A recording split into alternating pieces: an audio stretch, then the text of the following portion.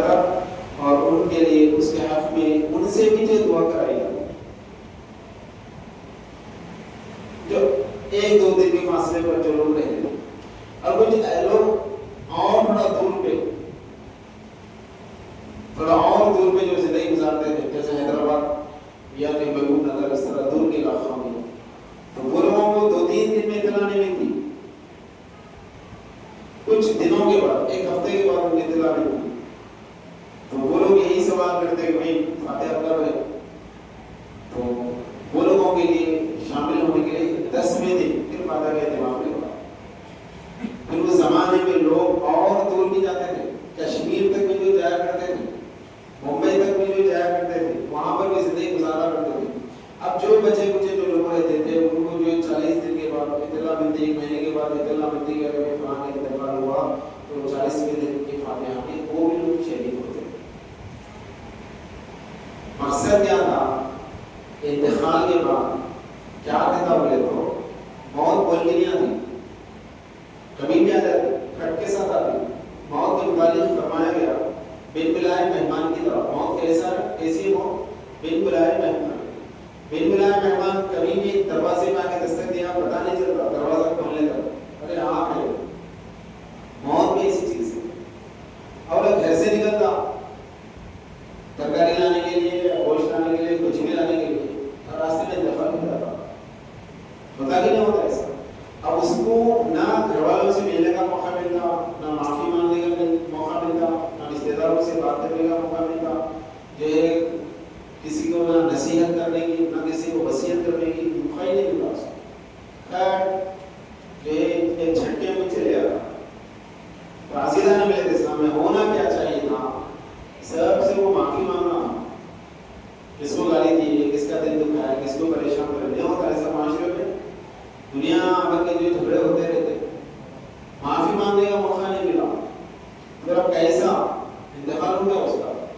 اور ایک خبر میں جانے کے بعد عذاب میں رہنے دو، کہ عذاب ہوتا رہنے دو اس کو، تو کیا کرے؟ ہمارے بزرگان نے بولے انہیں کھڑا کر چلے گیا، اس کے مغفرت کا انتظام ہوگا. کیا کرنا؟ بولے سارے لوگ جن جن سے اس کی ملاقات رہتی تھی، جن جن سے اس کا ملنا جلنا تھا، اٹھنا بیٹھنا تھا، وہ سارے لوگوں کو جمع کیا جاتا. انتقال میں قریب کے لوگ، 3 دن کے زیارت میں تھوڑے دور کے لوگ، 10ویں میں اور تھوڑے دور کے لوگ، 40ویں میں دور دراز کے لوگ بھی شامل ہو جاتے تھے. شامل ہو کے اس کے حق میں دعا کرتے، اے اللہ اس کو معاف کر دے، اے اللہ اس کی مغفرت کر دے، اللہ اس کے گناہوں کو معاف کر دے. اب انہیں تو خبر پہ لگا ہوا ہے، نہ انہیں آ سکتا، نہ معافی مانگ سکتا. لہٰذا اہل سنت والجماعت میں یہ طریقہ رہا ہے، ہر ایک کو پکڑ کر کے، بلا کر کے، اس کو دعوت کر کے، انہیں آیا دور سے آیا. اب ممبئی میں رہتا، دور سے آیا ہوا ہے، رکھے ہوا تھا 10ویں فاتحہ ہے، آئیے آپ 40ویں فاتحہ آئیے، دور سے آتا ہوا رشتے دار. اب آنے کے بعد کیا اس کو کھانا نہیں کھلائیں گے، کیا اس کو دھوکہ بھیج دیں گے؟ تو اصل مقصد کیا رہتا؟ فاتحہ، دعائے مغفرت، یہ سارے سوال. اب چونکہ انہیں دور دراز سے آیا ہوا ہے تو اس کے لیے کھانے کا انتظام پہلے دعا کریں کی جاتی، فاتحہ ہو جاتی، پھر اس کے بعد جو لوگ اس میں شامل ہوئے ان کو سارے لوگوں کے لیے کھانے کا انتظام. یہ اہل سنت والجماعت کا یہ طریقہ ہے جس کو جو ہے عرف عام میں فاتحہ کہا جاتا ہے. لیکن لوگ اس حکمت کو سمجھے نہیں سمجھے. اب لوگ یہ اعتراض کر رہے ہیں یہ فاتحہ دینا کہاں لکھا ہوا ہے، یہ کیوں کرنا، بورس کیوں کرنا، یہ کیوں کرنا، اسیدان ملت اسلامیہ. بہرحال جس کے نصیب میں ہے وہ اس سے پیدا ہو جائے. اب اگر کوئی اس پر اعتراض کر رہا ہے اور اس کے عقل پر جو پڑھنا پڑا ہوا ہے، اس کو یہ ساری حکمت، یہ ساری نصیحت کو یہ سمجھنا پڑا ہے. اب معاشرہ بدل رہا، اب لوگوں میں وہ محبتیں باقی نہیں رہی، وہ جو خلوص باقی نہیں رہا، ایک دوسرے سے ملنا، ملاقات کرنا، آنا جانا. اب غور کریں گے کیا ہمارے گھر میں کوئی رشتے دار آتا ہے، کوئی ملاقات کرنے کے لیے ہمارے پاس آ رہا ہے؟ کوئی بھی نہیں آتا. کیا ہم کسی کے پاس جا رہے ہیں؟ کہیں پر بھی نہیں جا رہے. اب ہمارے پاس کیا ہو گیا ماحول، کہیں کوئی دعوت اگر ہوئی تو اسی میں ملاقات ہوئی، نہیں تو لوگ ایک دوسرے سے ملنا چھوڑ دیے. وقت نہیں لوگوں کے پاس، جو بچا جو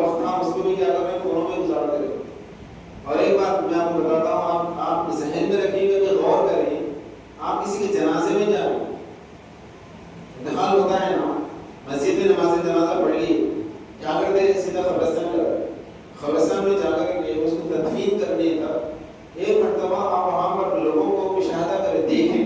کیا کر رہے لوگ، وہاں 2 لوگ، یہاں 3 لوگ، وہاں 4 لوگ، یہاں ایسا بنا کے اس بات کر لیتے نظر آتا ہے۔ کام کیا ہوا؟ تدفین ہوئی، ایک شخص ہمارے درمیان میں سے دنیا چھوڑ کے چلے گیا، اس کو جو ہے دفن کیا جا رہا ہے، اس کو قبر میں سلایا جا رہا ہے، اس کو مٹی دی جا رہی ہے، جو ہے زمین دوز اس کو جو کیا جا رہا ہے، کیسے عبرت کا موقع ہے وہ ہونا ہی چاہیے تھا کہ وہ منظر کو دیکھ کر کے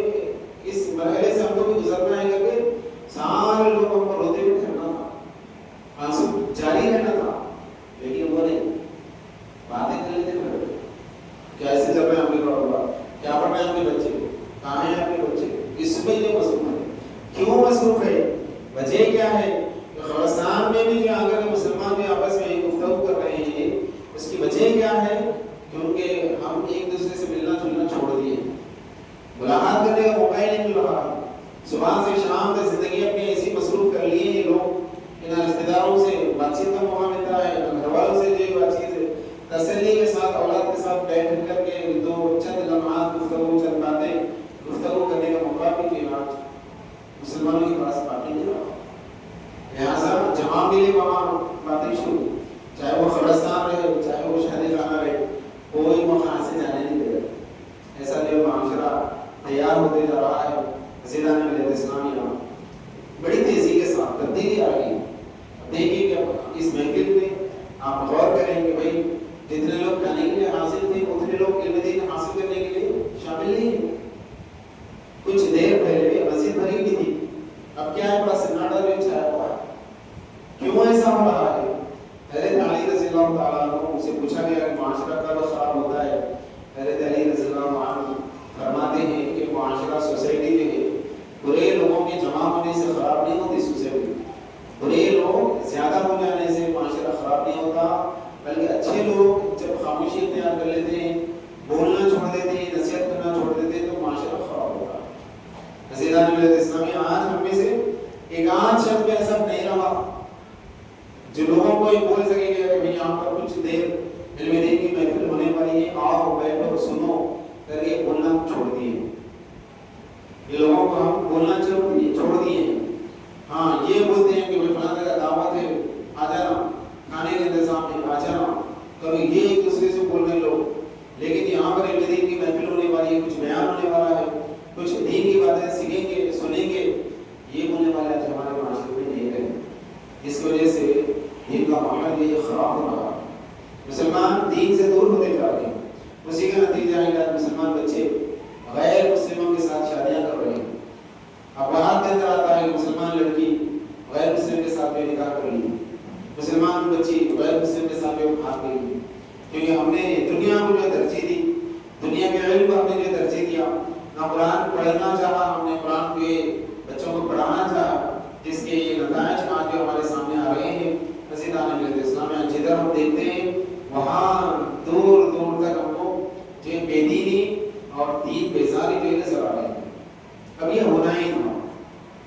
کیونکہ حضور صلی اللہ علیہ وسلم ارشاد فرماتے ہیں کہ جو جو قیامت قریب آئے گی لوگوں کے پاس علم دین کی اہمیت ختم ہو جائے گی، علم دین کی محفل میں بیٹھنا، علماء کی صحبت میں بیٹھنا، علماء کی سنگت میں جانا، یہ جو ہے لوگوں کے پاس اتنا ناپسندیدہ ہو جائے گا کہ مری ہوئی بکری کے پاس کھڑے ہو کر کے وہاں پر بیٹھنے کو پسند کریں گے، مردہ بکری کے پاس ٹھہرنے کو پسند کریں گے، اس کے اندر سے گندی بدبو آ رہی ہے وہاں پر بیٹھنے کو پسند کریں گے،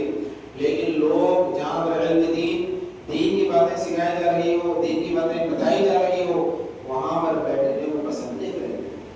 حسینان ملت اسلامیہ کے آج کے معاشرے کے اندر نہیں ہو رہا ہے، برابر ہو رہا ہے۔ اب لوگ جو ہے شکایت کرتے ہیں، لوگ جو ہے روتے پڑاتے ہیں، ہمارے بچے نافرمان ہو گئے، ہمارے بچے ہماری بات نہیں سنتی، ہماری عورتیں ہماری بات نہیں سن رہی ہے، گھر کا سکون ختم ہو گیا، چین و سکون نہیں۔ حسینان ملت اسلامیہ کیوں چین و سکون آپ کا ختم ہو گیا؟ کیوں آپ کے بچے آپ کی بات نہیں سن رہے ہیں؟ جس وقت آپ کے بچے سننے کی عمر میں تھے اس وقت آپ نے کچھ سنایا نہیں، جس وقت ہمارے بچوں کو نصیحت کرنے کا وقت تھا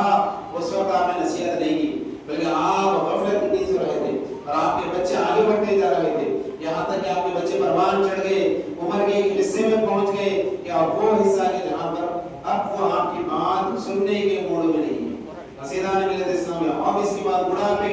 لوگ روتے ہیں پراتے نظر آ رہے ہیں کہ ہمارے بچے ہمارے ہاتھ سے نکل چکے ہیں عزیزان ملت اسلامیہ، کیونکہ جس وقت پر ان کی پرورش کرنا چاہیے تھا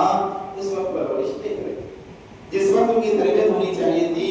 اس وقت جو ہم نے ان کی تربیت نہیں کی، ہم نے ان کو لے جا کر کے یہود و نصارہ کی صحبت میں چھوڑ دیا، غیر مسلموں کی سنگت میں ہم نے ان کو ڈال دیا اور وہاں سے وہ علم حاصل کرنے لگے، وہاں سے وہ تہذیب کو لینے لگے، اور اس کا اثر یہ ہوا کہ وہ دنیا کے اندر دنیا کے علم میں قابل تو بن گئے، لیکن دینی اعتبار سے ہم نے دیکھا کہ نہ ان کو نماز کا طریقہ معلوم ہوا، نہ ان کو روزے کا طریقہ معلوم ہوا، نہ ان کو دین اسلام کا طریقہ معلوم ہوا۔ عزیزان ملت اسلامیہ، اس طریقے سے جو مسلمانوں کے حالات تبدیل ہوتے چلے گئے، یہاں تک کہ ایک وقت ایسا تھا کہ بادشاہانہ زندگی تھی، لوگ اس ملک کے اوپر جو حکمرانی کیا کرتے تھے مسلمان، بڑے بڑے ان کے محلات آج ہمارے لیے جو ہے درس دیتی ہے، ایک نصیحت جو دیتی ہے، اس طرح ترقی یافتہ قوم کا آج حال کیا ہے کہ مسلمان دنیا کے اندر ذلیل و رسوا ہو